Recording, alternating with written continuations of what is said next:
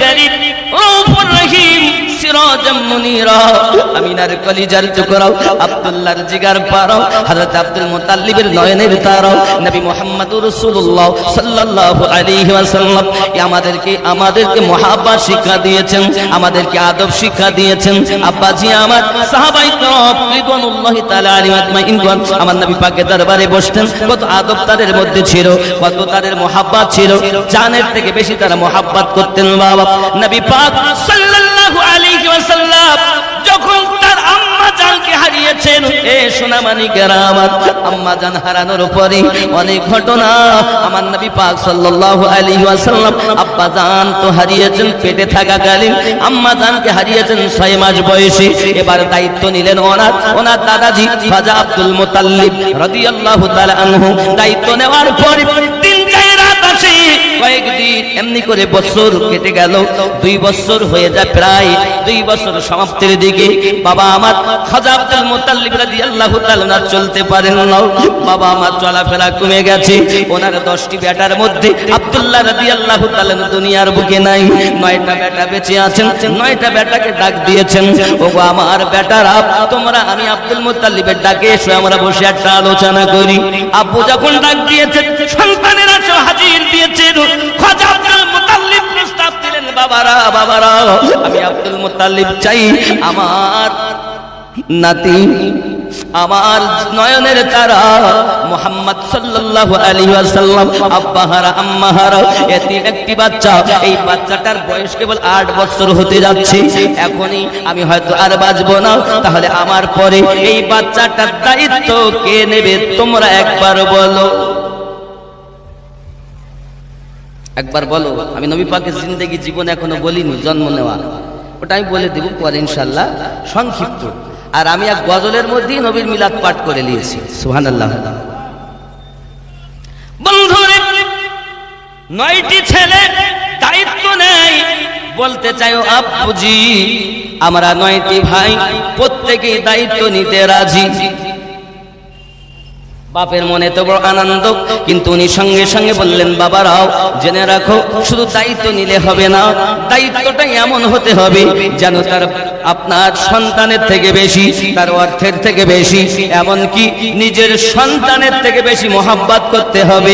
এমনকি এই মুহাম্মদ সাল্লাল্লাহু আলাইহি ওয়াসাল্লাম ইনি শেষ জামানার নবী হবেন। আমি খাজা আব্দুল মুত্তালিব জেনেছি, আমি বুঝেছি, আমি সব জানি। তবে জেনে রাখো বাবা, নিজের জীবনের থেকে বেশি যে মহব্বত করতে পারবে আমি খাজা আব্দুল মুত্তালিব, তার কাছে আমার এই মুহাম্মদকে অর্পণ করব, তার আগে আমি অর্পণ করব না।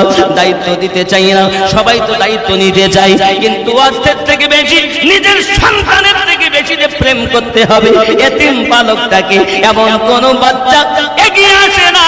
হঠাৎ হযরত আবু তালিব উঠে বলতেছেন, আব্বুজি আমি নিজের জানের থেকে, এমনকি নিজের সন্তানের থেকে, আমি দুনিয়ার সমস্ত মানুষের থেকে বেশি এই বাচ্চা মুস্তাফাকে মহব্বত করব, ভালোবাসবো, দায়িত্বটা আমাকে দিয়ে দিন। সুবহানাল্লাহ। খাজা আবু তালিব দায়িত্বটা যখন নিলেন, মনে মনে চিন্তা করছেন বাড়ি গেলে কি বলবে তার ঠিক নাই, কারণ পিছনে ভয় আছে কার, বিবির। হ্যাঁ, এর নাম হলো খুদে পীর। তুমি যত বড় পীর হও, তোমার বিবি বলে তোমার পীর মানে। একটা ছোট কথা বলি, একজন আল্লাহর ওলি ছিলেন, তিনি প্রতিদিন বাড়ি থেকে বার হয়ে যেতেন জঙ্গলে, জঙ্গলে গিয়ে উনি তপস্যা করতেন, রাতে আসতেন। কিন্তু তার বিবি যে কোথায় যায়, স্বামী আমার প্রতিদিন আর রাত হয়ে আসে, কিছুই বলে না। কিন্তু দেখে মাঝে মাঝে ওই ছাদের উপর দিয়ে একজন মানুষ উড়ে যায়, এ দেখে আর বড় আনন্দ করে, সত্যি কত বড় আল্লাহওয়ালা হবে যে বাতাসে উড়ে যাচ্ছে। এই মানুষটার কাছে যদি আমি জীবন সঁপে দিতে পারতাম, মানে আমি যদি মুরিদা হতে পারতাম, তাহলে হয়তো নবীর ঠিকানা পেয়ে যেতাম। সুবহানাল্লাহ। প্রতিদিন দেখে আর ওই মনে মনে আফসোস করে। একদিন স্ত্রী বলছে, আচ্ছা তুমি প্রতিদিন যে যাও কোথায় যাও? আমি এমন এক আল্লাহর ওলির সন্ধান জানি যে শুধু ওই বাতাস দিয়ে উড়ে যায় আমাদের বাড়ির ওপর দিয়ে, তাই নাকি? তুমি দেখো। দেখি মানে প্রতিদিন দেখি। হ্যাঁ গো, তুমি জানো না ওটা তো আমি প্রতিদিন উড়ে উড়ে যাই, তোমার কাছে বেরিয়ে যাই, জঙ্গলে গিয়ে উড়ে অন্য জায়গায় যাই। জোরে সুবহানাল্লাহ। বিবি তখন বলছে এই জন্য তো একটু বেঁকে বেঁকে চলছিল। কি বললো? এই জন্য তো একটু বেঁকে বেঁকে যেত। তা পীর মানে না গায়ে, পীর মানে না মায়ে, পীর মানে না বিবিতে।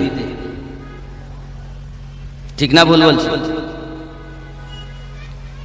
এটা হয়ে গেছে নিয়ম, কিন্তু হাকিকাতে বিবি মানবে যার, সে প্যারা হবে মুস্তাফা। জোরে বলে। দুনিয়ার সবাই আমাকে ভালো বলে, আর আমার বিবি আমাকে বলে তুই চিনিস ও কি জিনিস? বুঝে নিতে হবে আমি নবীর প্যারা হতে পারিনি, কারণ আমার সম্পর্কে সব থেকে বেশি জানে আমার বিবি। ঠিক কিনা বলে? বন্ধুরে আমার, নবী তো দেখো সাল্লাল্লাহু আলাইহি ওয়াসাল্লামের দায়িত্ব যখন খাজা আবু তালিব নিয়েছেন, বাড়ির দিকে যাচ্ছেন, মনে মনে চিন্তা করছেন আমার বিবি মানবে কিনা জানি না। বিবির নাম ফাতিমা বিনতে আসাদ। বিবির নাম কি? ফাতেমা বিনতে আসাদ। আব্বাজি আমার এমন সময়তে বাড়ির ভিতরে গেছেন, গিয়ে বলছেন বিবি গো, একটি ঘটনা ঘটে গেছে। কি ঘটনা? আব্বু আমাদের ডাক দিয়েছিলেন, দিয়ে এই কথা বলেছেন, আমি তো আমার জানের থেকে বেশি, সন্তানের থেকে বেশি মোহাব্বত করো বলে আমি দায়িত্ব নিয়ে নিয়েছি। সঙ্গে সঙ্গে ফাতেমা বিনতে আসাদ তিনি বলতেছেন, ও বা আমার স্বামী, আমি চাচ্ছিলাম অনেক দিন থেকেই এইরকম দায়িত্ব যদি আমি পেয়ে যেতাম, আমি মায়ের মতো মুস্তাফাকে লালন পালন করতাম। সুবহানাল্লাহ।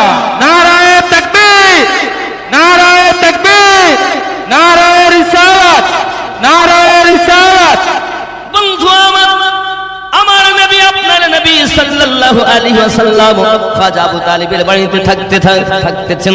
একদিন দিন যায় রাত যায়, এমনি করে আপনার একদিন হয়ে গেল। চাচার বাড়িতে থাকেন, বাচ্চারা যেমন আপনার খাওয়ার সময় একটু কাড়াকাড়ি করে, উনি কিছু করতেন না, চুপ করে বসে থাকতেন। বাবাজি আমার এমন আলাদা করে ওনাকে খেতে দিতেন, বড় মোহাব্বত করতেন স্বামী আর স্ত্রীতে। এমনি করে আপনার অনেক দিন যখন কেটে গেল, খাজা আবু তালিব আপনার এদিকে খাদিজাতুল কুবরা সালামুল্লাহি আলাইহা রাদিয়াল্লাহু তাআলা আনহার কাছে আপনার কিনা দেখা সংবাদ যায়। কি সংবাদ যায়? ডাকাতের দল, দস্যুর দল আমার মালমাত্তাগুলো সব ধ্বংস করে দেয়। খাজা আবু তালিব বলেন, ওগো খাদিজাতুল কুবরা, আমার কাছে একটা পরামর্শ আপনাকে দিতে পারি। পরামর্শটা হলো এই, যত ডাকুত আছে, যত চোর আছে, এদের সমস্ত মালের বিনিময়ে মাল নেবে, আর ওই মালগুলো ওরা রাখবে, ব্যবসা বাণিজ্য করবে। এখন চিন্তা করতে হবে না, আপনার মাল তারা লুটে পুটে খায়। ওরা যখন নিজ কিছু বিনিময়ে নিয়ে যাবে, তখন নিজেরাই তার দায়িত্ব পালন করে ডিউটি দেবে, আর ডাকাতি চুরি করবে না, কারণ তারা অর্থের বিনিময় নিয়েছে। ভালো কথা। এ কথাই যখন রাজি হয়, উনি ডাকাতদের গিয়ে বলেন, ওরাও রাজি হয়ে যায়। মালমাত্তা নিয়ে আপনার কিনা ব্যবসাতে দাঁড়াতে যাবেন বলে খাজা আবু তালিব নিয়ত করেছেন। আব্বাজি আমার বাড়িতে গিয়ে বলতেছেন, আমি যে যাব, বিবির কাছে তো বলা হলো, কিন্তু আমার ভাতিজা মুস্তাফা আব্বাহারা মাহারাও, এই বাচ্চাটাকে আমি জানের থেকে বেশি মোহাব্বত করব বলেছি। আমি যদি দাঁড়াতে চলে যাই, এই বাচ্চাটার দিকে কে বা খেয়াল রাখবে? এমন সময় কাছে গিয়ে বলছেন, মুস্তাফা আমি তো দাঁড়াতে যাব, তুমি কি বলতে চাচ্ছ? সঙ্গে সঙ্গে বলেন, চাচাজি আমারও তো মন চাইতে দাঁড়াতে যাওয়া। জোরে বলুন সুবহানাল্লাহ। খাজা আবু তালিব নিয়ে চলেছেন আমার নবী সঙ্গে, আরো মক্কার অনেক ব্যক্তিরা সঙ্গে রয়েছে। বাবাজি আমার এমন সময়তে যখন আপনার দেখা গেল তেদারাতে যাবেন অনেক মানুষকে নিয়ে, বাবা একটি জায়গার নাম হলো বুহাইরা, ওখানে একটা গির্জা আছে। আব্বা আমার গির্জার একজন পাদ্রী আপনার আগে তাদেরকে দাওয়াত পাঠিয়ে দিয়েছেন, এই কাফেলা দলকে দাওয়াত দাও, কাফেলা দলকে নিমন্ত্রণ করো, আমার বাড়িতে আনাও। আব্বাজি আমার নিমন্ত্রণ দেওয়া হয়েছে, সবাই গেছে। মুস্তাফা অল্প বয়স বলে বলে তাকে ওই সমস্ত সামানের কাছে বসিয়ে রেখে গেছে। মোস্তাফা তুমি ডিউটি দাও, আমরা দাওয়াত খেয়ে আছি, পরে তুমি যাবে। এমন সময়তে আপনার কে ওই পাদরি ডাক দিয়ে বলতেছেন, দেখছেন সে বাচ্চা তো আসেনি। এমন সময় বলছে, বাচ্চাটি কোথায়? বাচ্চাটাকে ডাক দাও। আব্বাজি বাচ্চা না এলে কাউকে খেতে দেওয়া হবে না। ওই পাদরির কথাটি শুনে বাবা আমার খাজা আবু তালিব জিজ্ঞাসা করেছিলেন, ওগো বাবাজি ব্যাপারটা তো বুঝে আসলো না, তাই তো আপনাদের নিমন্ত্রণ দিলেন, কিন্তু নিমন্ত্রণ দেওয়ার পরে আমরা এলাম। বাচ্চাটার মধ্যে এমন কি দেখেছেন যে বাচ্চাটাকে দেখে আপনি আমাদেরকে দাওয়াত করেছেন? ডাক দিয়ে বলছেন ওই পাদরি, আয় আবু তালিব তুমি কি জানো না ওই বাচ্চাটাকে নিয়ে যখন পাহাড়ের দেশ থেকে তোমরা আসতেছো, আমি দেখতেছি পাহাড় এবং গাছপালা গুলো কদমে ঝুঁকে সেজদা করতেছি, সুবহানাল্লাহ। দেখি আর আকাশের এক টুকরো মেঘ তার মাথার উপরে ছায়া প্রদান করতেছি। এখনো নবুয়াত এলান হয়নি, এখনো নবুয়াত এলান হয়নি। এই যুবকেরা আমার ওই আপনার কিনা রাহিব বলেছে, আপনার পাদরি বলেছিলেন বাবু হাইরা জায়গাতে আপনার বলেছিলেন, ওগো আবু তালিব আপনি জানেন না ওই ছেলেটার মাথার উপরে এক টুকরা মেঘ ছায়া প্রদান করে। আমি দেখেছি এই লক্ষণটা পৃথিবীতে কোন নবী ছাড়া কারো হতে পারে না, কারণ আমি তওরাত কিতাবে দেখেছি নবী যাদের হবে, নবী যিনি হবেন তার আলামত এমন এমন হবে। ওগো খাজা আবু তালিব তোমরা মানো আর নাই বা মানো, আমি রাহিব জানি এই ছেলেটা আখিরি জামানার নবী হয়েছে। সুবহানাল্লাহ। আর তুমি বলছো নবী 23 বছর জীবন মানবো আর মানবো না। ও কিসে আপনার ব্রেনকে নষ্ট করেছে? হ্যাঁ, কে? ইবলিসে? আপনি মানছেন না মান নবী? আমরা আহলুস সুন্নাত ওয়াল জামাতের মানুষ, আমরা নবী পাকের 23 বছরের জীবনটাও মানি। পাশাপাশি আমার নবী পাক সম্পর্কে আমাদের আকীদা হলো এই শরীয়তের বয়স হলো তার 63 বছর। এই 63 বছরে আব্বাজি আমার 40 বছরের অধিক পরিমাণ মারেফাত করেছেন নবী, 23 বছর করেছেন শরীয়ত নবী। আর নবী পাকের শরীয়তের বয়স হলো 63 বছর, আর মারেফাতের বয়স হলো 90 বছর, আর হাকিকাতের বয়স হলো গুণে শেষ করতে পারা যাবে না, কোটি কোটি কোটি কোটি কোটি কোটি কোটি কোটি বছর বয়স আমাদের নূর নবী। সুবহানাল্লাহ। যদি মনে করো নবী প্রেমিক শুধু 23 বছরের এই কথা মানব, এটাই বলা তুমি বন্ধ দিয়ে দাও। যদি তুমি এটা বন্ধ না দিতে পারো, আমি আমিনুদ্দিন এটাই বুঝাতে চাই, নিশ্চিত তোমাকে আমি এটাই বুঝাতে চাচ্ছি বাবা, তুমি 72 দলের অন্তর্ভুক্ত হয়ে গেলে। কথায় কাজে আকীদায় ইঙ্গিতে যারা আমার নবী সম্পর্কে কিঞ্চিত দিকিয়া বিয়াদবি করে, জেনে নিতে হবে 72 দলের মানুষ ওই ব্যক্তির জন্য আল্লাহ জাহান্নাম তৈরি করেছেন। কিন্তু বাবা তুমি জাহান্নামে যেতে গেলেও মাওলা পাক থেকে টিকিট নিতে হবে, জান্নাতে গেলেও মাওলা পাক থেকে টিকিট নিতে হবে। সুবহানাল্লাহ। টিকিট মাওলা পাক দিবেন, জান্নাতেরও টিকিট তিনি দিবেন, জাহান্নামীদেরও টিকিট তিনি দেবেন। তো মাওলাকে মানছ না? হ্যাঁ গো, কত সমস্যা। আমার নামে তাকবীর দিলে আনন্দ হয়, পীরের নামে তাকবীর দিলে আনন্দ হয়, আর যেই মাওলা পাকের নামে তাকবীর দিতে মুখটা কালো হয়ে গেছে। বুঝে নিতে হবে। আরে পীরের নামে তাকবীর দিলে আনন্দ হচ্ছে, তা বেলায়াত যেখান থেকে আসলো তার নামে তাকবীর দিলে রাগ হয়, তার মানে ও বেলায়াতকে মানে না।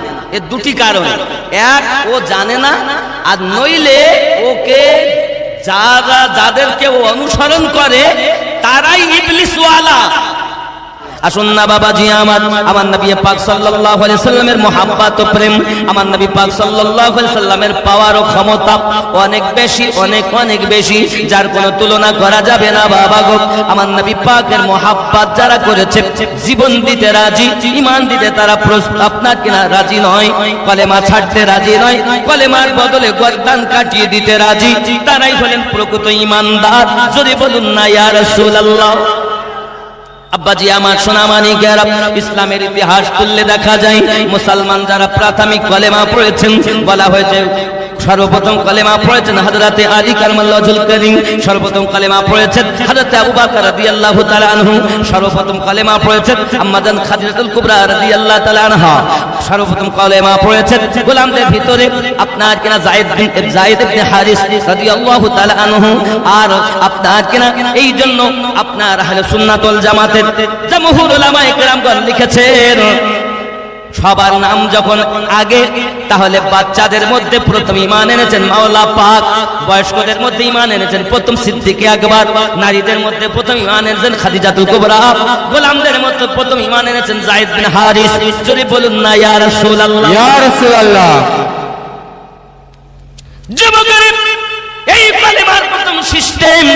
এখন দেখুন যারা কালেমা পড়েছে ওই সমাজে আপনার তাদের প্রতি অত্যাচার করা হয়েছে, এমন অত্যাচারের তুলনায় বাবা আমার সীমা রেখা থাকে না। মারতে মারতে একজন মহিলা ইসলাম ইতিহাসের মধ্যে সর্বপ্রথম বাবা আপনার কালেমা পড়েছেন প্রাথমিক সময়ে যারা, তাদের মধ্যে একজন মহিলা নাম তার হযরত উম্মে সুমাইয়া রাদিয়াল্লাহু তাআলা আনহা। তার হাত কেটে নেওয়া হয়েছে, চোখ তুলে নেওয়া হয়েছে, কান কেটে নেওয়া হয়েছে, সোনামানি তার গুপ্ত স্থানে পল্লব ঢুকাইয়া শহীদ করে দেওয়া হয়েছে। তবে উম্মে সুমাইয়া আমার আম্মা ঈমান ছাড়েননি, আমার নবীর মুহাব্বত ছাড়েননি। এই যুবকেরা সোনামানিকেরাও আমার নবীর পাক সাল্লাল্লাহু আলাইহি সাল্লামকে প্রথমের দিকে যারা ঈমান এনেছেন তাদের প্রতি কত অত্যাচার। হযরত বেলাল রাদিয়াল্লাহু তাআলা নবী আপনার কিনা টেনে টেনে নিয়ে গেছে, বালু যখন গরম হয়ে যেত গরম বালুর উপরে আপনার কিনা শুইয়ে দিত। একজন মানুষ তার বুকের উপরে চেপে যেত আর চটকাতে দবাতে থাকতো।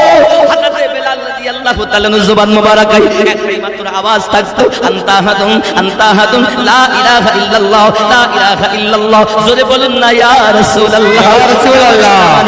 শুধু এতটুকুই নয় বাবা, পৃথিবীর জমিনে হযরত বেলাল রাদিয়াল্লাহু তাআলা মুহাব্বত দেখে উলফাত দেখে এমন করে আমত অবস্থাতে রাসূল পাকের কালেমা দেওয়াটা পড়া তেলাওয়াত করা দেখে ওমা হযরত বেলাল রাদিয়াল্লাহু তাআলা তেলাওয়াত করা দেখে নবী পাকের মুহাব্বতে উলফাতে বেকরার হওয়া দেখে আপনার উমাইয়া বিন খালফের আর সহ্য হলো না, জিহ্বাখানা টেনে জিবের মাঝখানে পেরেক বসিয়ে দিয়েছে বাবা।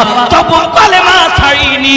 এরকম প্রাথমিক যুগের মুসলমান হয়েছে যুবকরে, তারা শুধু এতটুকুই নয়, আরো আপনি কিতাব খুলে খুলে দেখুন কোন সাহাবী রাসূলকে আপনার কিনা কয়লা পড়িয়ে পড়িয়ে আঙ্গা তৈরি করা হয়েছে। যখন দাও দাও করে কয়লা জ্বলতেছে বাবা, জীবন্ত মানুষকে কয়লাতে ফেলে দেওয়া হয়েছে, কয়লায় পুড়ে পুড়ে পেটটা দগ্ধ হয়ে যায়, তবু আমার নবী ছাড়ে না। সুবহানাল্লাহ। তোমার কি হয়েছে? তুমি আমার নবীকে কেন প্রেম করো না রে বাবা? প্রেম করো, জানের থেকে বেশি ভালোবাসো। যে নবীজিকে আল্লাহ মোহাব্বত করে আমরা ওই নবীকে মোহাব্বত করব। যুবক আমার নবী আমাদেরকে বুঝাতে চান, উম্মতান এই ইসলামটা আমি তোমাদের কাছে পৌঁছানোর জন্য কত কষ্ট করেছি সংক্ষিপ্ত শুনে নাও। আমি নবী পাক যখন আমার ঘরের ভিতরে, আমার ঘরে 1 মাস 2 মাস কোথাও 3 মাস পর্যন্ত লেখা আছে চুলো কিছু জ্বালানো হতো না, চুলা জ্বলতো না। আমি নবীও যদি এমত অবস্থার মাঝে কিছু খাবার জোগাড় করে রেখেছি, দুশমনের দল এসে ওই খাবারে আপনার কিনা উটের লিদগুলো এনে, বকরির লিদগুলো এনে খাবারে মিশিয়ে দিত, যাতে তারা খাবার যেন না খেতে পারে। ওগো আমার উম্মতানেরা জেনে রেখে দাও, আমি দরুদি রাসূল পাকের জীবন ইতিহাসের সংক্ষিপ্ত কথা আপনাদের কাছে তুলে ধরতেছি।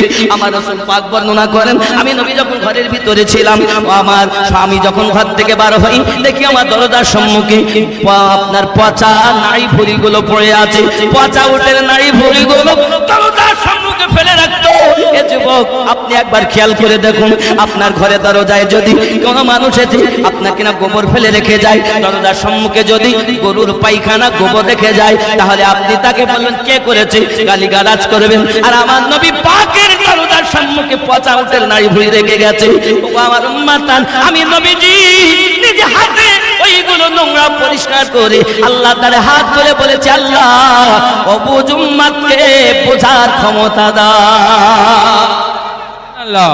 শুধু কি তাই নাকি, আমার আমার নবী বলেন উম্মাতান তোমরা শুনে রেখে দাও আমি রাসূল পাক সাহেবুল আওলাদ সাল্লাল্লাহু আলাইহি ওয়াসাল্লাম এই জগতের বুকে ইসলামটাকে প্রতিষ্ঠিত করার জন্য পথভোলা মানুষদেরকে আল্লাহওয়ালা বানানোর জন্য জাহান্নামী মানুষদেরকে জান্নাতি বানানোর জন্য নামাজবিহীন মানুষকে নামাজি বানানোর জন্য রোজাবিহীন মানুষকে রোজাদার বানানোর জন্য যাকাতবিহীন মানুষকে যাকাতদার বানানোর জন্য অন্ধ ছিল চোখওয়ালা বানানোর জন্য দিল কালো ছিল নূরের আলো বানিয়ে দেওয়ার জন্য আমি নবী পাক সাল্লাল্লাহু আলাইহি ওয়াসাল্লাম কত কষ্ট সহ্য করেছি তোমরা জানো না জেনে রাখো আমি নবীজি এমন করে আপনার কিনে একদিনের ঘটনা ঘটে গেছে নবী আমার নামাজ পড়তে গেছেন আর পচা উটের ভড়ি এনে আমার নবী পাকের পিঠের উপরে দিয়ে আবু লাহাব উতবা সাহেবা তার হাতে তালি মারতেছে দেখো মুহাম্মাদের কি হালাত করে দিয়েছি হযরত আম্মাজান ফাতিমা তু জোহরা সালামুল্লাহি আলাইহা দেখতে পেয়ে তখন বলল হালাত উনি ছুটে এসেছেন আর আব্বার পিঠের উপর থেকে ওই উটের ভড়ি ফেলিয়ে যখন দিয়েছেন নবী আমার নামাজ সমাপ্ত করে হাত উঠিয়ে বলতেছেন কি বলছেন হাত তুলে বলতেছেন তোমার বান্দা অবুঝ মাওলা মাফ করো গো তাই কে আনিল হায় মদিনার ওই মধুর বাণী কে শোনালো হায় কে আনিল হায় জোরে বল সুবহানাল্লাহ ইসলাম ধর্ম প্রচারিতে কত শত ইট মারিল প্যারা নবীজি গায় কে আনিল হায় মদিনার ওই মধুর বাণী কে শোনালো হায় কে আনিল হায় আল্লাহুম্মা সাল্লি আলা সাইয়্যিদিনা মাওলানা মুহাম্মদ ওয়া আলা আলি সাইয়্যিদিনা মাওলানা মুহাম্মদ মদিনার ওই মধুর বাণী কে আনিল হায় কে শোনালো হায় দুই হাত তুলে আল্লাহর কাছে বলেন নবীজি কাঁদিতে কাঁদিতে তোমার বান্দা অবুঝ মাওলা মাফ করো গো ও তাই কে আনিল হায় জোরে বলুন ইয়া রাসূলুল্লাহ আব্বাজি আমার সোনা মানিকেরা আমার আপনার নবী সাল্লাল্লাহু আলাইহি ওয়াসাল্লাম আরো বুঝাতে চাচ্ছেন উম্মাতান জেনে রেখে দাও আমি রাসূল পাক সাহেবের আওলাদ সাল্লাল্লাহু আলাইহি ওয়াসাল্লাম নামাজ পড়তেছি এমন সময়তে আপনার দুশমনেরা এসে একটা চাদরকে রশির মতো পাকাইয়া আমি নবী পাকের গলাতে বসিয়ে দিয়েছি আমি নবী পাকের গলায় এত জোরে দুই দাঁতে টেনে ফাঁস লাগিয়ে দেয় আমি রাসূল পাক যেন দুনিয়ার নিঃশ্বাস বন্ধ হয়ে যাবে কিন্তু আমার আল্লাহ পাক আল্লাহ তাআলা বলেন হে জগৎবাসী তোমাদের কি জানা নাই তিনটি জিনিসের দায়িত্ব নিয়েছি আমি আল্লাহ এক নাম্বার আমার কালামুল্লাহ এক নাম্বার আমার কোরআন মাজিদ কালামুল্লাহ দুই নাম্বার আমার ঘর কাবা বাইতুল্লাহ তিন নাম্বার আমার হাবিবুল্লাহ দুশমন কত বেশি কিন্তু কোনো ক্ষতি করতে পারবে না কারণ হেফাজতকারী আমি আল্লাহ সুবহানাল্লাহ ক্ষতি হবে তাই বলে রাখে আল্লাহ গলায় ফাঁস লাগিয়ে দিয়েছেন জিভ বেরিয়ে যেতে জিহ্বা মুবারাকা আমার নবী পাকের বার হয়ে আসছে তারপরও রাসূল করিম সাল্লাল্লাহু আলাইহি ওয়াসাল্লাম হাত তুলে উম্মতের জন্য আল্লাহর কাছে দোয়া চাচ্ছে আর তোমরা সেই নবীর শানে কটূক্তি করো তুমি যদি বলো নবী আমাদের মতো তা আমি বলবো তুমি কোন দিক থেকে নবীর মতো বলো যে এক দিক থেকে তুমি নবীর মতো আমার নবী পাকের শানে যদি কেউ কথায় কাজে আকীদায় ইঙ্গিতে, কথায়, কাজে, আকীদায়, ইঙ্গিতে বেয়াদবি করবে, জানবেন সেই ব্যক্তি হলো ৭২ দলের অন্তর্ভুক্ত। যে ৭২ দল সম্পর্কে নবী পাক বলেছেন কুল্লুহুম ফিন্নার ইল্লা মিল্লাতান ওয়াহিদাতান, শুধুমাত্র একটি দল ছাড়া ৭৩-এর মধ্যে ৭২টা দল জাহান্নামে যাবে। নবী পাকের শানে, কথায়, কাজে, আকীদায়, ইঙ্গিতে কেউ যদি কটূক্তি করে, বিনা দ্বিধায় ওই ব্যক্তি ৭২ দলের অন্তর্ভুক্ত ব্যক্তি।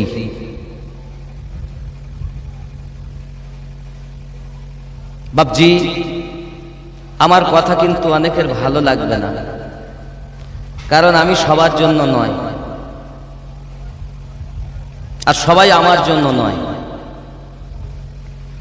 আমি তার নবী যার, আমি তার আহলে পাক যার, আমি তার সাহাবায়ে কেরাম যার, আমি তার তাবেঈন যার, আমি তার তাবে তাবেঈন যার, আমি তার ইমামিন যার, আমি তার আউলিয়ায়ে কেরাম যার। সুবহানাল্লাহ। আপনি বলেন হুজুর আমরা তো আউলিয়া মানি, আমি বলবো আউলিয়া আবার 2 প্রকারের। আমি বলিনি, আল্লাহ বলেছেন। আপনি যেখানে মুরিদ হয়েছেন, জীবন সঁপে দিয়েছেন, আপনি আপনার পীরকে দেখুন সে কোন দলের। কারণ আউলিয়া 2 রকম। আল্লাহ বলেছেন কোরআন শরীফের 7 নম্বর সূরা, সূরাটির নাম সূরা আল আরাফ, আয়াত নাম্বার 3। আল্লাহ পাক বলেছেন বিসমিল্লাহির রহমানির রহিম, মিন দুনিহি আউলিয়া কলিলাম মা তাযাক্কারুন। এই আউলিয়াটা হলো শয়তানের আউলিয়া, দুনিয়াবি আউলিয়া। ইবলিসও বড় বড় পীর ছিল, পীর হলেই হবে না, যাচাই করতে হবে তাকে। ভাত খাও এত দেখে, পানি পান করো এত চেক করে, আর জীবন সঁপে দিলে যার কদমে, তাকে তুমি চেক করবে না? লোক দেখে, ভিড় দেখেই তুমি ঢুকে গেলে। কোষ্টি পাথরে যাচাই করো যে সত্যি কি আউলিয়া। আউলিয়া কিন্তু ইবলিস ওয়ালারাও হয়। 2 নাম্বার আউলিয়া মানে যিনি হলেন পুরো খাঁটি। এই আউলিয়া 10 নম্বর সূরা 62 নম্বর আয়াত আল্লাহ পাক বলেন বিসমিল্লাহির রহমানির রহিম, আলা ইন্না আউলিয়া আল্লাহি লা খাউফুন আলাইহিম ওয়া লা হুম ইয়াহজানুন। এই 62 নম্বর আয়াতের আউলিয়া, যারা আল্লাহর আউলিয়া, তারা নবীর কথা বলে, কারণ তারা জানে নবী পেতে গেলে আহলে পাক দরকার, আর আহলে পাক পেতে গেলে, আল্লাহ পেতে গেলে নবীকে দরকার। বাবাজি, তা বুঝতে হবে আউলিয়া আল্লাহওয়ালা না শয়তানওয়ালা। যদি শয়তানওয়ালা হয় তাহলে নবীর কথা তো বলবে, আল্লাহর কথা তো বলবে, আহলে পাকের কথা বলবে না। কথা বুঝতে পারেননি? আহলে পাকের কথা শুনলে মুখ তার গরম হয়ে যাবে, মুখ কালো হয়ে যাবে। বুঝে নিতে হবে এই হলো শয়তানওয়ালা, এর কাছ থেকে সরে আসতে হবে। কারণ আমি আমিনউদ্দিন ওয়াজ করছি, আমার আসার আগে তার নামে তাকবীর হচ্ছে না? সম্মান করে দাঁড়িয়ে যাচ্ছেন কেন? আমার কি এত দাম বেশি? আমি কি খুব দামি? শুনে রাখেন, আল্লাহ রাসূল সাল্লাল্লাহু আলাইহি ওয়াসাল্লামের সাহাবায়ে কেরাম রিদওয়ানুল্লাহি তাআলা আলাইহিম আজমাইনগণ যেসব ঘোড়াতে চাপতেন, যেসব উঠে চাপতেন, সেই ঘোড়ার চলাকালীন যে ধুল ওড়ে, এই ধুলের সমকক্ষ পৃথিবীর কোন গস, কোন কুতুব, কোন আবদাল হতে পারবে না। মৌলবি তো দূরের কথা, মুফতি সাহেব তো দূরের কথা। সাহাবায়ে কেরাম রিদওয়ানুল্লাহি তাআলা আলাইহিম আজমাইনগণ যে সব ঘোড়াতে চাপতেন, ওই ঘোড়ায় যে ধুল উঠত, সেই ধুলোর সমকক্ষ হতে পারবে কত মর্যাদা। আর তাদের নামে তাকবীর দিলে মুখ কালো হয়। যেই বলি নারায়ে হায়দারি তো মুখ বেঁকিয়ে নেয়, বুঝে নিতে হবে ব্লাডের গন্ডগোল আছে।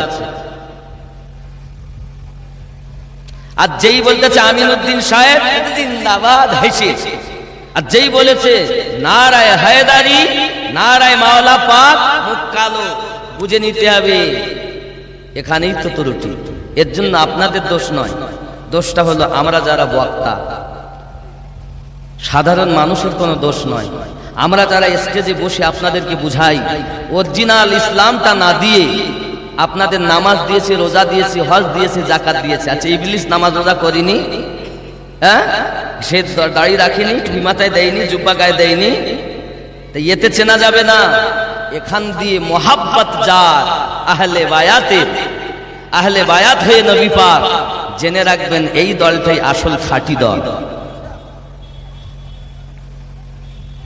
শানে মোহাম্মদ শাহে মদিনা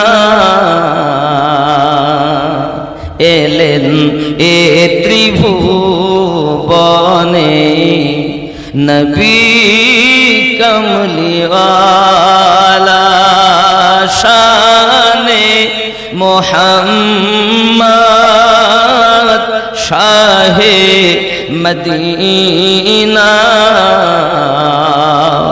এলেন এ ত্রিভুবনে, নবী কমলিওয়ালা। একটু জোরে বলুন না, এলেন এ ত্রিভুবনে নবী। খুব জোর হবে, খুব জোর হবে, এই আওয়াজটা কম হবে, এই আওয়াজটা বেশি হবে। আর এখানে যত ঝুঁকবে আমার তত বাড়বে, আর এখানে যদি ঝুমিয়ে যায় তা আমি আরো ঘুমিয়ে যাব। আপনি ঝিমালে আমি ঘুমিয়ে পড়ব।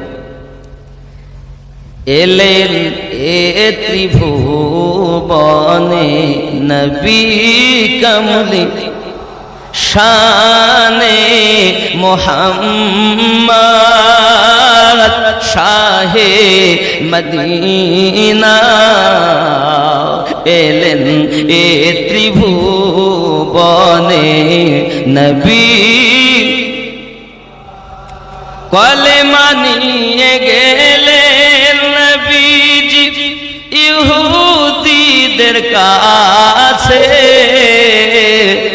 পাথর মেরে তাড়িয়ে দিল দয়া নবীকে। কলেমা নিয়ে গেলেন নবীজি ইহুদিদের কাছে, পাথর মেরে তাড়িয়ে দিল দয়ার নবী। পাঠাইলেন নূর নবীকে আল্লাহ তাআলা,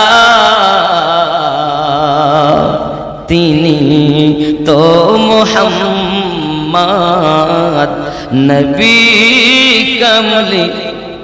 আরো জোরে, তিনি তো মুহাম্মদ নবী শানে মোহাম্মদ শাহে মদিনা এলেন এ ত্রিভুবনে নবী। ইমানের সওদা নিয়ে মক্কা নগরে গেলেন, মানবের হৃদয় মাঝে নূরের বাতি জ্বালাইলে। ইমানের সওদা নিয়ে মক্কা নগরে গেলেন, মানবের হৃদয় মাঝে নূরের বাতি জ্বালাইলেন। আহা, মদিনায় আসিয়া নবীজি করিলেন উজালা, তিনি তো মুহাম্মদ মুহাম্মদ নবী, আরো জোরে তিনি তো মুহাম্মদ নবী। হাশরের ময়দানে কিয়ামতের দিনে বিচার করিবেন আল্লাহ নিজ নাম গুনে। সেই দিনেতে নবীজি হবেন, সেই দিনেতে নবীজি হবেন উম্মতেরি ভেলা। সুবহানাল্লাহ। তিনি তো মুহাম্মদ নবী কমলি ওয়ালা শানে মুহাম্মদ শাহে মদিনা এলেন এ ত্রিভুবনে নবী কমলি। জোরে বলুন না ইয়া রাসূলুল্লাহ, আরো জোরে বলুন না ইয়া রাসূলুল্লাহ। নারায়ে তাকবীর, নারায়ে তাকবীর, নারায়ে রিসালাত, নারায়ে রিসালাত, নারায়ে হায়দারি, নারায়ে হায়দারি, নারায়ে মাওলা, নারায়ে মাওলা, নারায়ে গৌস, নারায়ে গৌস, নারায়ে তাকবীর, নারায়ে রিসালাত। বাবজি আমার, আমরা এমন এক নবীর উম্মত যে নবীর মতো নবী আর আল্লাহ জগতে বানাননি, সৃষ্টি করেননি। ওই রসুলকে মোহাব্বত করতে হবে, ভালোবাসতে হবে। সোনামানিক আমার, যে নবীকে আল্লাহ ভালোবাসতে বলেছেন, ইত্তেবা করতে বলেছেন কোরআন শরীফে, কুল বলে দিন ইন কুনতুম তুহিব্বুনাল্লাহ, কেউ যদি আমি আল্লাহকে মোহাব্বত করতে চায়, ফাত্তাবিউনি ইউহিব্বুকুমুল্লাহ, তারা যেন আপনার ইত্তেবা করে, আমি আল্লাহকে ভালোবেসে নিল। আয় নবী, যারা আপনার ইত্তেবা করলো কি হলো? আপনার ইত্তেবা আমার ইত্তেবা, আপনার দেখা আমার দেখা, আপনার হাত আমার হাত, আপনার চলা আমার চলা, আপনার বলা আমার বলা, আপনার সব কর্ম আমি আল্লাহর কর্ম। জোরে বলুন সুবহানাল্লাহ। কি করবেন আল্লাহ?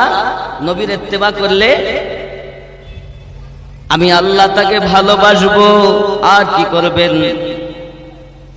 ওয়াগফির লাকুম, আমি আল্লাহ তাকে মাফ করে দেব। যুনুবাকুম, যত সে ভুল করেছে, আল্লাহু গফুরুর রহিম, আর আমি আল্লাহ তার প্রতি গফুরুর রহিম হয়ে যাব। সুবহানাল্লাহ। তাই তো আমি বলেছি আল্লাহ মানা নবী মানা নয়, নবী মানলে আল্লাহ মানা হয়। এ কথা আমিনুদ্দিনের নয়, স্বয়ং আল্লাহ তাআলা পাকে কয়। আল্লাহ মানা নবী মানা নয়, নবী মানলে আল্লাহ মানা হয়। জোরে বল বন্ধুরে বাবারে, নবীকে কেমন মোহাব্বত করব?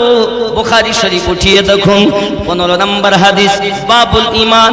আনাস বিন মালিক রাদিয়াল্লাহু তাআলা আনহু বললেন, লা ইউমিনু আহাদুকুম হাত্তা কুনা আহাব্বা ইলাইহি মিন ওয়ালিদিহি ওয়া ওয়ালাদিহি ওয়ান নাসি আজমাইন, হতে পারবে না তোমরা তত সময় ঈমানদার বা ঈমানদারিনী যতক্ষণ তোমরা তোমাদের অর্থের থেকে বেশি, সম্পদের থেকে বেশি, তোমার সন্তানাদি থেকে বেশি, পিতা মাতা থেকে বেশি, দুনিয়ার সমস্ত মানুষের থেকে বেশি, এমনকি নিজের জানের থেকে বেশি যত সময় প্রেম না করবে, লা ইউমিনু, তোমরা মুমিন হতে পারবে না।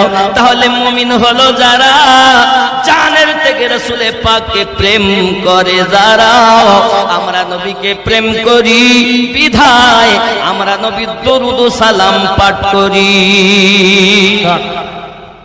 এক শ্রেণীর লোক বলে দরুদ সালাম পাঠ কোরআনে নেই।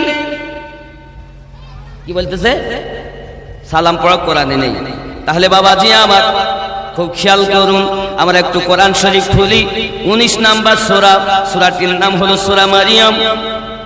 সূরা মারিয়াম আয়াত নাম্বার 15-তে আমার আল্লাহ পাক যদি সালাম পাঠান তাহলে কি পাঠানো যাবে? কথা বলেন, আমরা বলি ইয়া নবী সালামুন আলাইকা, ইয়া রাসূল সালামু আলাইকা, বলি না? শিরক, বেদাত। আমাকে বলো কেন, আল্লাহকে বলো। বেদাতের ফতোয়া দাও, আমিনুদ্দিনকে দিও না, আল্লাহকে দাও। যদি বলেন হুজুর কোথায় আছে, তো কোরআন শরীফে স্পষ্ট আছে। আপনি বলবেন না যে কোরআন হাদিসে নাই, বরঞ্চ বলেন আমার জানা নাই। কোরআনুল মাজিদ 19 নাম্বার সূরা, সূরাটির নাম সূরা মারিয়াম, আয়াত নাম্বার 15।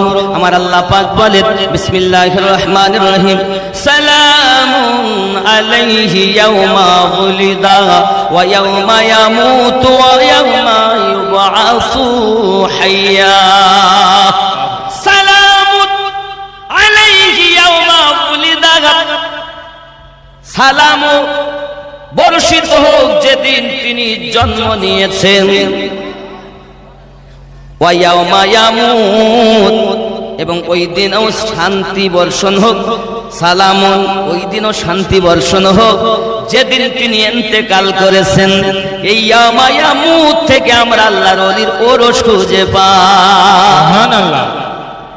এরা বলে ওরস কোরআনে নাই, কানা পড়ে দেখ। বন্ধুরে আমার, কোরআন মাজিদের রব্বে কারীম বললেন ওয়া ইয়াউমা ইউবআসু হাইয়া, এবং ওই দিনের প্রতিও সালাম যেদিন তিনি পুনরায় উত্থাপিত হবেন। তাহলে পুনরায় উত্থাপন হওয়ার প্রতিও সালাম। দুনিয়া থেকে ইন্তেকাল করেছে, আল্লাহর সান্নিধ্য গেছে, সেদিনের প্রতি সালাম। আবার যেদিন জন্ম নিয়েছে সেদিনের প্রতিও সালাম। জোরে বলুন না ইয়া রাসূলুল্লাহ। রাসূলুল্লাহ। বাপজি আমার, আল্লাহ পাক নিজে সালাম দিচ্ছেন, আর আমরা দিলে বেদাতের ফতোয়া কেন? আদাত কুদাত বেদাত তুমি ভেঙে দাও আর মুহাব্বতি হয়ে যাও। সুবহানাল্লাহ। যদি বলেন হুজুর আমিনুদ্দিন আপনি কথা বলছেন, দলিল দেন। কোরআনুল মাজিদ, কোরআনুল মাজিদ 49 নাম্বার সূরা, সূরাটির নাম সূরা হুজুরাত। আল্লাহ পাক বলেন বিসমিল্লাহির রহমানির রহিম, ক্বালাতিল আ'রাবু আমান্না, আরবের কিছু মানুষ এসে বলল আমরা ঈমান নিয়ে এসেছি। আল্লাহ পাক বলেন কুল্লাম তুমিনু ওয়ালাকিন, না না না না না, তোমরা ঈমান আনোনি, তোমরা তো প্রকাশ্য হুকুম পালন করতেছো। প্রকাশ্য হুকুম মানে নামাজ পড়তেছো, খুব নামাজ পড়ে নামাজি। এবার একটু বলি, নামাজ তুমি ইবাদত জানো, চুরি তোমার পেশা, সেই নামাজ তোমার কবুল হবে কেমনে করলে আশা? নামাজ হইল না রে তোর, নামাজের নিলি না খবর। নামাজের ভিতরে তোমায় মশাই কামড় দিলে, মশা তুমি আগে মারো রুকু সেজদা ফেলে, নামাজ হলো না রে তোর, নামাজের নিলি না খবর। মসজিদেতে আজান দিলে সবার আগে যাও, মসজিদ থেকে বার হয়ে সুদের টাকা খাও, নামাজ হইল না রে তোর, নামাজের নিলি না খবর।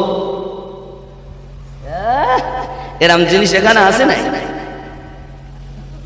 নামাজও পড়ে সুদও খায় না, এখানে নাই। বড় ভালো জায়গা। আমার কথা আমি বলি না সবাই ভালো লাগবে না, আমি সবার জন্য না। আব্বাজি আমার খুব নামাজ পড়তেছেন, কিন্তু নামাজের আপনি হাকিকাত জানেন না। নামাজ তো তেমন হওয়া দরকার, স্রষ্টার সঙ্গে সৃষ্টির মিলনের নাম হলো নামাজ। আপনি নামাজ পড়তেছেন, সুদও খাচ্ছেন। আল্লাহ পাক কি মিথ্যা কথা কোরআনে বলেছেন নাকি? আল্লাহ পাক বলছেন বিসমিল্লাহির রহমানির রহিম, ইন্নাস সালাতা তানহা আনিল ফাহশাই ওয়াল মুনকার, নিশ্চয় নামাজ বেহায়াই এবং কুকর্ম থেকে, খারাপ কর্ম থেকে মানুষকে দূরে সরিয়ে রাখে। ও নামাজও পড়ে, সুদও খায়, নামাজও পড়ে, মিথ্যাও বলে, নামাজও পড়ে, আল ফেলে চাষ করে। বুঝতে হবে হয়তো আল্লাহ মিথ্যা বলেছেন, নইলে লোক দেখানো এই ব্যক্তি মিথ্যা নামাজ পড়েছেন। আল্লাহ কি মিথ্যা বলতে পারেন? তাহলে আল্লাহ সত্য বলেছেন আপনাদের বিশ্বাস হয়, তাহলে মিথ্যা কে?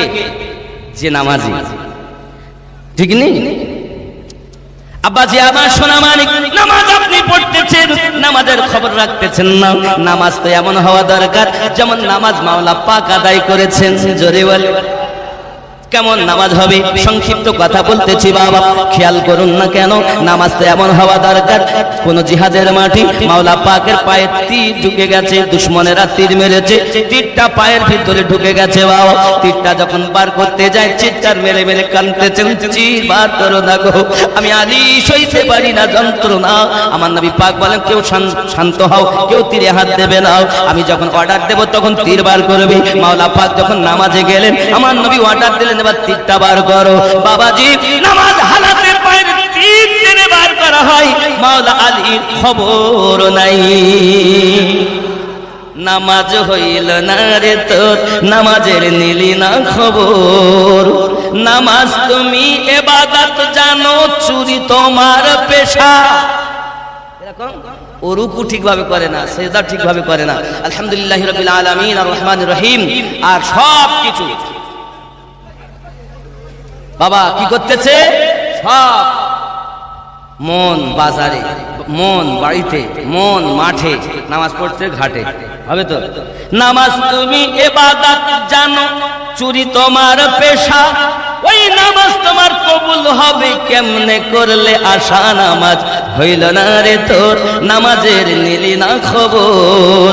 মাওলা পাককে জিজ্ঞাসা করা হয়, ওগো মাওলা পাক, ওগো কারামাল্লাহু ওয়াজহুল কারীম, হযরত শেরে খোদা আলী কারামাল্লাহু ওয়াজহুল কারীম, বলুন না আপনি কেমন নামাজ পড়তেন?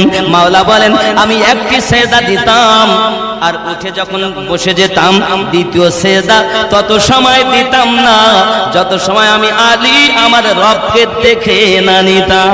সুবহানাল্লাহ, নারায়ে তাকবীর, নারায়ে তাকবীর, নারায়ে রিসালাত, নারায়ে রিসালাত, নারায়ে গৌস, নারায়ে গৌস, নারায়ে মাওলা, নারায়ে মাওলা, নারায়ে হায়দারি, নারায়ে হায়দারি, নারায়ে তাকবীর, নারায়ে রিসালাত।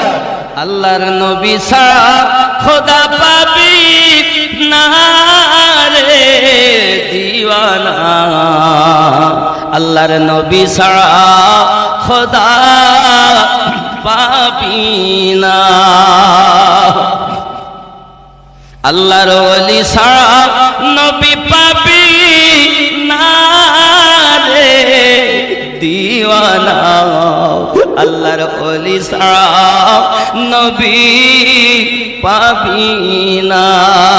আল্লাহর নবী ছাড়া খোদা পাবি না রে দিওয়ানা, আল্লাহর নবী ছাড়া খোদা পাবি না। আগে যাও নবীর দারে, আগে যাও নবীর দারে, গোলাম হও নত শিরে, আল্লাহর নবী দিবেন খোদার ঠিকানা রে দিওয়ানা, আল্লাহর নবী ছাড়া খোদা পাবি না। আগে যাও আল্লাহর ওলির দারে, এ গোলাম হও নত শিরে, আগে যাও আল্লাহর ওলির দারে, গোলাম হও নত শিরে, আল্লাহর ওলি দিবেন নবী ঠিকানা রে দিওয়ানা, আল্লাহর ওলি ছাড়া নবী পাবি না, আল্লাহর নবী ছাড়া খোদা পাবি না রে দিওয়ানা, আল্লাহর নবী ছাড়া খোদা পাবি না।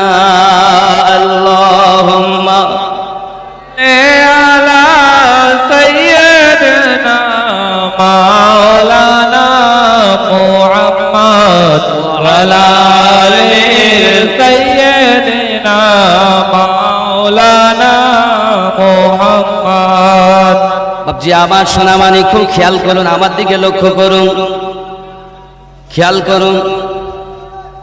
তাহলে আমাদের উচিত হবে আমার নবীকে পাওয়ার জন্য ওলি আল্লাহর কাছে যাওয়া।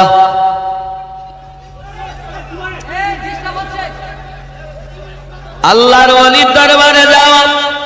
এখন আল্লাহর ওলির কাছে যে যাব, আল্লাহ তুমি বলে দাও যাওয়া যাবে কিনা।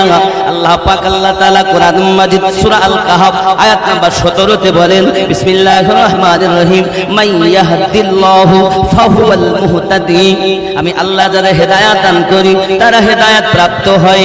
ওয়া মান ইউদ্লিল ফালান তাজিদা লাহু ওয়ালিয়াম মুরশিদা। আমি আল্লাহ যাদের হেদায়েত দান করি তারা হেদায়েত প্রাপ্ত হয়, আর আমি আল্লাহ যাদের পথভ্রষ্ট করি তারা পথপ্রদর্শক হিসাবে একজন মুর্শিদ পাবে না। তাহলে দুনিয়ার জমিনে কামেল মুর্শিদ পেয়েছে যারা, আল্লাহর কোরআন মোতাবিক তা হেদায়েত প্রাপ্ত হলো তারা।